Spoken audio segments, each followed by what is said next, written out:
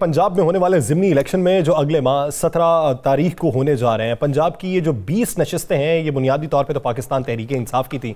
वो अराकीन मुनहरिफ हुए, अब वो दीगर जमातों की तरफ से भी नामजद हो चुके हैं। अब एक तरफ वो हैं, एक तरफ पाकिस्तान तहरीक-ए-इंसाफ उनके मद्दे मुकाबल नए उम्मीदवार मैदान में उतार रही है। पाकिस्तान तहरीक-ए-इंसाफ को इस बात का यकीन है कि ये 20 की 20 नशिस्तें अगर साफ और शफाफ इंतखाबात हों तो ये पाकिस्तान तहरीक-ए-इंसाफ की ही होंगी, जबकि पाकिस्तान मुस्लिम लीग नून ये समझती है कि ज़मीनी हक़ाइक़ ये हैं कि मौजूदा महंगाई जो है इसका बार जो है ये PTI के कंधों पर है। तो ज़मीनी हक़ाइक़ को देखते हुए हमें कामयाबी नसीब होगी, लेकिन ये जो मार्का है ये कितना तगड़ा हो सकता है। ज़िमनी इंतखाबात में धांधली के इम्कानात किस हद तक हैं और ज़िमनी इंतखाबात में लड़ाई झगड़े के वाक़यात कितने हो सकते हैं, कितने हसास नौइयत के पोलिंग स्टेशन हो सकते हैं। राना साहब की तरफ बढ़ेंगे। राना साहब, इससे पहले कि मैं पंजाब के ज़िमनी इलेक्शन पर बात करूँ, कल जो ज़िमनी इलेक्शन हुआ कराची के अंदर, पाकिस्तान तहरीक-ए-इंसाफ बायकॉट कर गई। टर्न आउट आपके सामने है कि एक उम्मीदवार जो जीत रहा है वो 10,000 वोटों से जीत रहा है। और गुज़श्ता इलेक्शन था 2018 में, इकबाल मोहम्मद अली खान साहब ने ये जीता था 61,125, अगर मैं गलत नहीं हूं तो ये था उस वक्त उनका जीतने का मार्जिन, और अब 10,000 जीतने का मार्जिन है और दूसरे के 65 वोट कम है। तो आप क्या समझते हैं कि ज़िमनी इंतखाबात में जो टर्न आउट कम रहा, ये PTI के शिरकत ना करने की वजह से रहा या फिर मौजूदा महंगाई की सूरत हाल की वजह से रहा? देखें जी, ये पाकिस्तान की सियासी जमातों के लिए लम्हा फ़िक्रिया है। ये पाकिस्तान की सियासी जमातों पर अवाम का अदम एतमाद है जैसा कि सारे उम्मीदवारों के वोट मिलकर भी उतने नहीं हो सके जितने वोट जीतने वाले एक उम्मीदवार के कौमी असम्बली के पहले इलेक्शन में थे। तो ये एक अदम एतमाद है। अवाम हुकूमत में शामिल जमातों को जिन्होंने जिन जिन लोगों ने इस इलेक्शन में हिस्सा लिया उसको मुस्तरद कर चुकी है। अगर तो इसमें PTI भी आती तो फिर हम इसका रिज़ल्ट कुछ और होता शायद, लेकिन वो मुस्तरद कर चुके हैं, और जो मुस्तरद कर चुके हैं तो उनके हवाले से फिर यासर ऐसी ही चीज़ें चलती हैं। तो कराची के इलेक्शन ने एक चीज़ तो अलार्म तो बजा दिया, ख़तरे की घंटी तो बजा दी पीपल्स पार्टी के लिए, मुस्लिम लीग नून के लिए, इसके लिए MQM के लिए बिल्कुल ख़तरे की घंटी बजा दी। MQM कहाँ पे लेके जाती थी वोटर? क्या उनके इलाके के वोट नहीं तो उनका अपना वोटर नहीं निकला, पीपल्स पार्टी का वोटर नहीं निकला, बाकी जमातों का वोटर नहीं निकला। इसका मतलब है कि उनके अपनी जमातों के वोटर अगर उस ज़िमनी इलेक्शन में जो सिर्फ एक हल्के के अंदर है, जिस पर सारी नज़रें मरकूज़ है, जिस पर सारी तवज्जो दी जा रही है, जिस पर सारे लोग कोशिश कर रहे हैं, अगर वहाँ नहीं निकले तो बाकी क्या होगा? अब आ जाते हैं यासर ज़रा ज़िमनी इलेक्शन के हवाले से जो 20 हल्कों में हो रहे हैं, ये बड़े अहम है। अहम है इसलिए कह रहा हूँ, पूरे पाकिस्तान की नज़र इस पर है कि वो समझते हैं कि PTI की सियासत भी यहाँ से चलेगी, तहरीक-ए-इंसाफ की सियासत भी जो है मुस्लिम लीग नून की सियासत भी यहाँ पे चलेगी। अब इन हलकों में समझ लें कि PTI वर्सेस मुत्तहिदा हुकूमत ये मुकाबला हो रहा है। अब आते हैं हम लाहौर के, या सर रोज़ाना हम 5 हल्के डिस्कस करेंगे रोज़ाना प्रोग्राम में ना, और उसमें जो आएगी आपको सामने, लाहौर के एक हल्का है PP 170, जहाँ से ओन चौधरी के भाई अमीन चौधरी इलेक्शन जीते थे तहरीक-ए-इंसाफ से। अच्छा, ये इलाका बड़ा मज़ेदार है, वापडा टाउन आपकी रहायश का इलाका है, वलंशिया और ये सारा जोहर टाउन, यहाँ पे PTI का बड़ा बेहतरीन वोट बैंक है। यहाँ पर मुकाबला है मलक ज़हीर अब्बास खोखर वर्सेस जो है इसके मुकाबले में यहाँ पे हैं जो है अमीन चौधरी। यहाँ पर PTI इलेक्शन जीत जाएगी, बिल्कुल यहाँ पे ये PTI इलेक्शन जीत जाएगी। ये मेरे आज की ये चीज़ें नोट कर लीजिएगा। उसके बाद आप आ जाएँ 168 हल्के में, ये हल्का है असद खोखर का।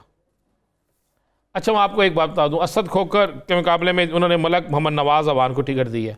यहाँ पे हमें मानना चाहिए कि असद खोखर इस वक्त अच्छी पोजीशन में, मजबूत उम्मीदवार।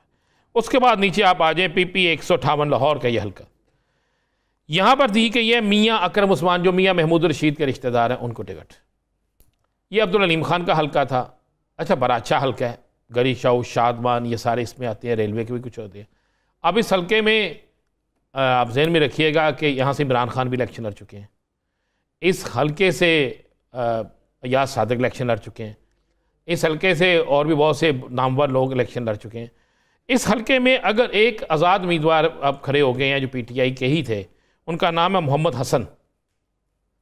इनके वालिद इसी शहर में साबिक SSP रहे हैं। इनका बहुत बड़ा हल्का अखबाब है और कहा जाता है कि यहाँ पे एक बड़ा वोट बैंक इनका है। अगर ये खड़े रहते हैं तो उसका फ़ायदा मुस्लिम लीग नून के उम्मीदवार राना शराफत को हो सकता है। और अगर ये PTI के उम्मीदवार मियां अकरम उस्मान के हक में बैठ गए तो ये हल्का भी PTI जीत जाएगी।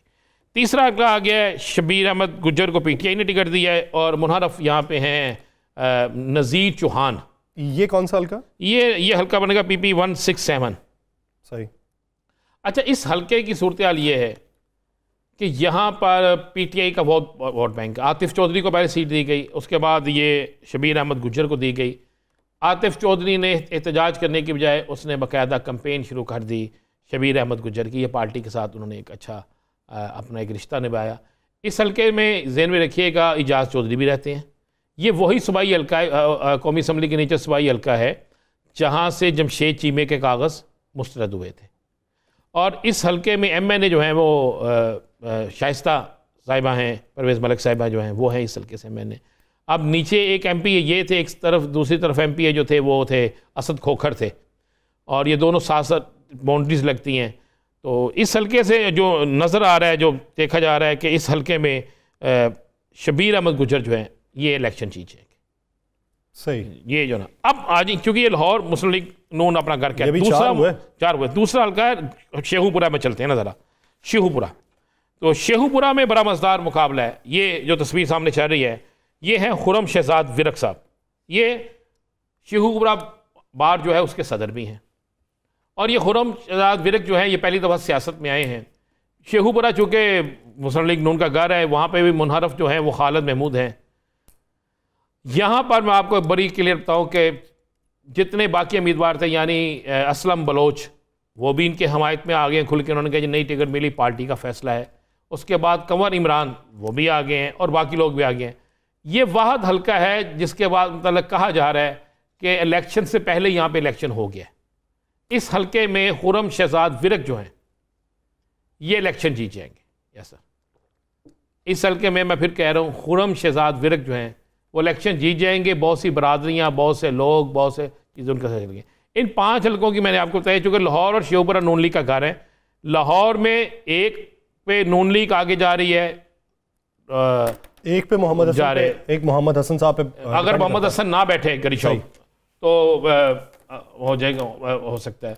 लेकिन इसमें सबसे बड़ी जो चीज़ है ना, फिर वो ये आ रही है, क्या मुस्लिम लीग नून का कारकुन उस तरह चार्ज होगा जिस तरह शाइस्ता परवेज़ मलिक साहिबा के इलेक्शन में हुआ था, जिस तरह वो मुस्लिम लीग नून के इलेक्शन में होते हैं?